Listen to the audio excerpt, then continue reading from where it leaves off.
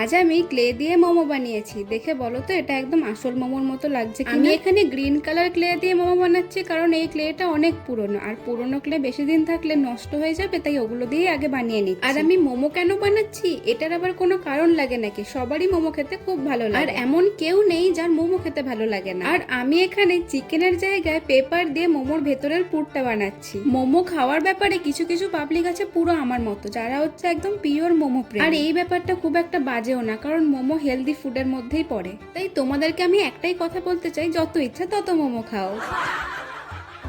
এবার সব মোমোগুলোকে সাদা রং করে নেব। মোমোর যেখানে যেখানে ভাঁজগুলো আছে ওখানে হালকা ইয়েলো কালার দিয়ে শেডিং দেব। আর মোমোটা যাতে আরেকটু রিয়েলিস্টিক লাগে তাই গ্রে কালার দিয়েও শেডিং দেব। সবার লাস্টে মোমোর সাথে যে টমেটো চাটনিটা থাকে ওইটা বানাবো।